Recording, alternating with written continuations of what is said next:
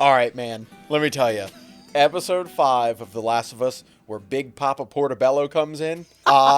This episode, it took me on the ride. We got the clickers in like mass quantity. My God.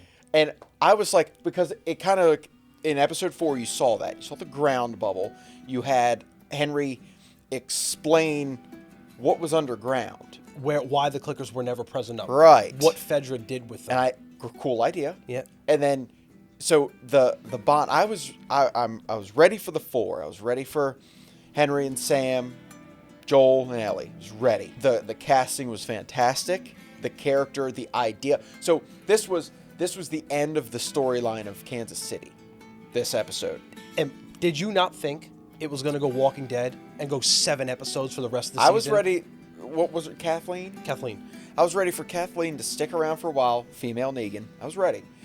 I liked her character. Don't disrespect Negan like that. I liked her I character. hated her character. She turned the way she had to turn. Obviously, you saw a little bit of humanity in her when she was like in her childhood home. Mm-hmm. I love the dude with the beard. I thought he was like the calm voice of reason. And fun fact, he played the voice actor of Joel's brother in the video game. I like this. I like that they're bringing in things from the video game. We talk about this every time. Like the combination of the two, it's just working so well. And to bring in 2 new characters, so they explain like the last time we did it when we did episode 4. You know, we ended with at gunpoint. Yeah. We thought, like, obviously, I didn't think there was going to be a problem. We got a little bit of their backstory, of where they came from, why everybody's looking for them, and I thought a little bit childish for Kathleen to be doing that. But hey, you know, whatever. Especially when her brother gave her specific guidance to yes. do that, because that is the road to self-destruction. Yep, and it was. Yep. So, and he sounded like an amazing person, too. right, and everybody's following, but, you know, bearded guy said, hey, we follow you. You did the thing. So you took down... Now, obviously, that government that was running that QZ... Federal... It was like... awful. Yeah, it was awful. So, I get it. I would have been part of the resistance. Yeah. And then imagine somebody like Henry Rolling selling over. out the leader of the resistance. But then, this is what I love about this episode, was you just realize there are no good and bad people. There are only decisions that you make, selfish or otherwise. At the time. Right. That have consequences. Because I could clearly see how to Kathleen, Henry was a despicable human being. As bad as Fedra was treating everybody in Kansas City, the raping and the pillaging and the authoritarian government style, and he would sell out the leader of the resistance to get medicine for his brother. To cure him. And from his perspective... I was trying to put myself in his shoes, in Henry's shoes. Right. And would I have done that? Yes, and you would have. And for your loved one, that's what and that's why it's like, it's not good and bad. It's just decisions made and consequences from those decisions. You get your repercussions for what you did. Yes. And that caused... I don't even think the people that were following Kathleen really wanted to find Henry. I don't think they cared enough. No, they didn't.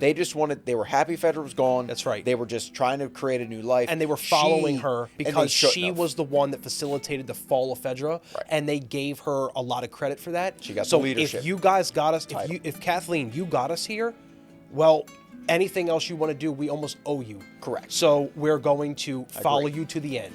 And it ultimately cost them all of their lives. So they made it through the tunnel, which I thought was cool. And they by found the way, that safe zone. They were there with the clickers the entire time in that tunnel. They just weren't in an area where they were at. Isn't that terrifying? They were like corralled off, which would make sense because let's clear it out the best we can and trap them. And I like the bond between Sam and Ellie. It was big sister, little brother. So pure, yeah. Because they don't have that childhood, like that child interaction that both were seeking. And him being deaf was cool. I know you told me that the actor was actually deaf, which was great. And in his audition, they loved him so much. They edited Sam's storyline from the game to make his character deaf. And how cool would it have been? We didn't get this. If Sam was face to face with the clicker, clickers can't see, but they can hear. He can see, but can't hear. And then the battle between him trying to find his way through. He wasn't. I don't. It's like a battle of the senses. Yeah, that would have been a very cool scene. We didn't get it, but I thought what we did get worked really well. I thought Lamar Johnson, who played Henry, is what a fantastic casting. I was so sold on his character. I wanted him to be the round man. He was like this really anxious, kind of skittish personality. He's a never been in this government situation before. Yeah. And I thought he sold that role perfectly. And like I mean, a 10 out of 10 for casting. He tried to be intense with Joel. He tried to be like super serious. Like, I'll shoot you. I really don't know what to do next, but like, are you going to shoot me? Like, and I liked how Joel was sitting up and you're really like, okay, like do it or not, like figure it out. But I like how he was. I like how he was like communicating with him, where he was analyzing his intentions real time. Yeah. And Joel realized in an instant that he was like, okay, he's not going to mean any harm to me. So now we're through the tunnel. There's someone on the other side. I'm like, son of a bitch. Of course there had to be somebody on the other side waiting. It would make sense. So The they're sniper? walking, yeah, Yeah. they're walking through the street. Old man Joel went full Rambo, went through the woods. Now I will Begged say, him, please don't do it. he just walked through. I would have like slithered on the ground or something. Like Yeah. that, so he wouldn't see me and sneak up. But either way, he did get to him. Begged him not to do it, and I give him some credit for that. But radio signal was in. You know, He was golden a part of the shot, resistance. and hell broke loose. Then I was like, okay, Kathleen's going to get away. When she popped up at the end with the gun, ready to shoot Henry, I'm like, all right, come on, lady. Everyone you ever knew and cared about's gone. They're literally getting eaten alive.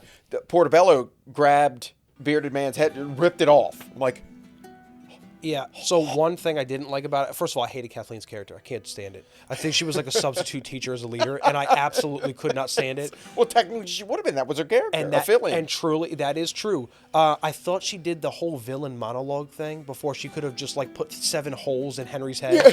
And the whole villain monologue thing is a pet peeve of mine, where I think can't she stand wanted to like savor sit the in the moment. Yeah, right. I Right. completely understand. I just didn't like it. She'd been waiting so long to find him And and when- work to get him in. I was like, ooh, I want to taste this sweet. All those clickers came up. It reminded me of World War Z with Yep. Brad Pitt, and it also reminded me of 28 Days Later. Yeah, They running ones. got out of that hole like they were shot out of a cannon. And if I was there, all the shit would have been out of me. okay? Avoided yourself. And Avoided. first of all, they were sitting there shooting. I'm running.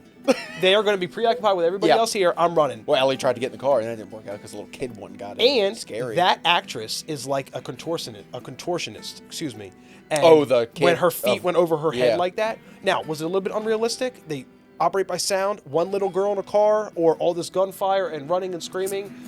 Probably wouldn't have gone after Ellie, but I know why they did it, and the impact it had was great. And the Yeah. actress that played that clicker did a great job. I thought so too. I like that. I loved the whole scene. It was fantastic. It was a great gave action us that scene. like the action that we were looking for First after of all, like Joel a couple couldn't things. hit anything with that fucking sniper rifle when that car was driving. And then all of a sudden, when the clickers were out there, this motherfucker could not miss. Okay? I thought that was like, you know what it was? He was trying. He had to make the shot. he made everyone he save had Ellie. to. He had Everything to. else, he was like, oh, I guess I missed this one. Yeah. Then the end, I want to know what you thought. So you're ready for the 4 of them to continue. They're in the room together in the hotel after this scene. And then you get the reveal from Sam that he got bit. How cute was it that Ellie tried to comfort him and put her blood on his wound? Part of me thought it was going to work. No, it wouldn't. No. Hey, I was like, you know what? Here's hoping, man. I loved that how Ellie did that to comfort him. And then after the whole episode was over, I looked at the scene again and I thought about it. I'm like, Ellie literally was just sitting there and Sam was just waiting. And She made no noise. nope, he's deaf. So the second that she touched him, it went and it was full. It literally was like because remember, it doesn't take your hearing until a certain part of the infection. You like go Right. through stages. So as soon as she touched him, it was like attack instantly. But Yeah. until then, it was just literally Nothing like was an going idle on clicker. around. You're right. Yeah, and I thought about that like, damn. That's a good point. I did not think about that. But heartbreaking. Yeah, but here, Henry, honestly, what other choice did he have? I actually think I blame Ellie. If Ellie chose to tell them the night before the incident, Henry would have had time to process. He may have chose to go with Ellie and Joel, but in the moment, he was almost helpless. Well, here, because honestly, I don't think Ellie thought like it wasn't not going to work. You know what I mean? Oh, she smiled at him when she did it. It was when she hugged him.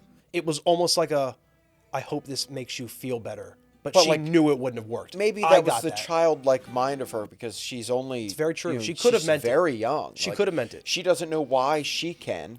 That was something she's never tried before. You know, she grew attached to him. They had a bond, and it was just at the spur of the moment though. When it was happening, Henry was like going to shoot them because he was in panic mode when they came running out of the door.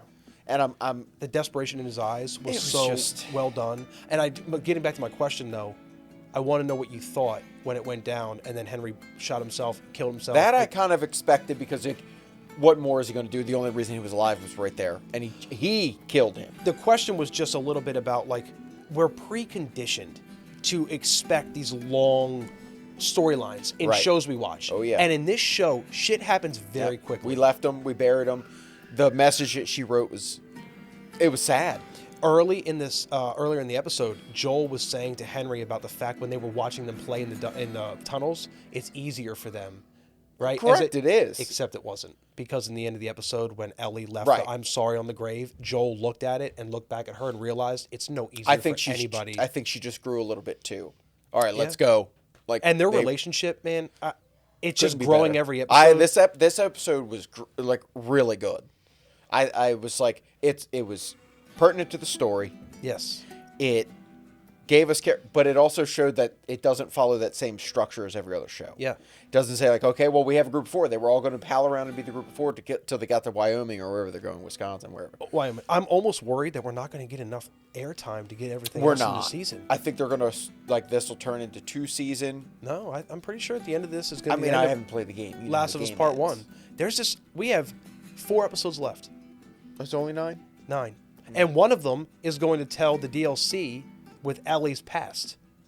Oh. So we have almost 3 episodes left to tell the entire rest of the story, and there is so much to get through. I almost can't see how they're going to do it without having like really long run times for each they've episode. been over an hour. Good. Give me 2 hours. Good. I mean, minus the 1 or 2 that have been like in the 40s. And but Pedro Pascal as Joel is just knocking it out of the park. Everything about this show, and like I said it last time, still yet another episode that doesn't even touch under a 9. No.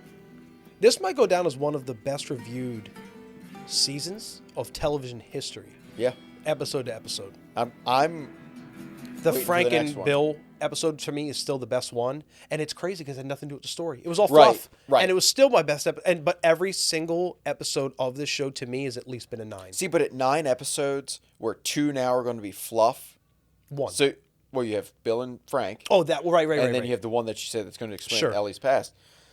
So you have 7 episodes to explain the full game. Well, we almost got like 30 minutes in the Bill and Frank episode of Joel and of past. Oh yeah, you did get a mix. Yeah, so it actually did involve some of the story a little bit, but this show is just it's something special. It has a chance to be better than the game. By the time it's all said and done, it has a chance to be better. And I am so here for the rest of this season, knocking out of the park.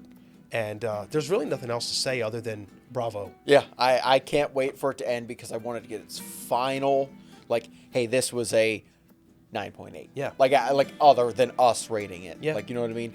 To see what everybody else is feeling, how the world's feeling about it, and like how far they're going to take it. There's just so much. I don't want it to end, but I do because I want it to get its justice. Yep. I want it to get everybody appreciate for what it is. I want all the actors and actresses to get appreciated and awards and all those kind of things. Yep.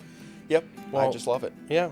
We'll be back next week to review the next episode. So as always, like, comment, subscribe. Let us know what you thought about the episode and the season so far. And we'll catch you guys next week.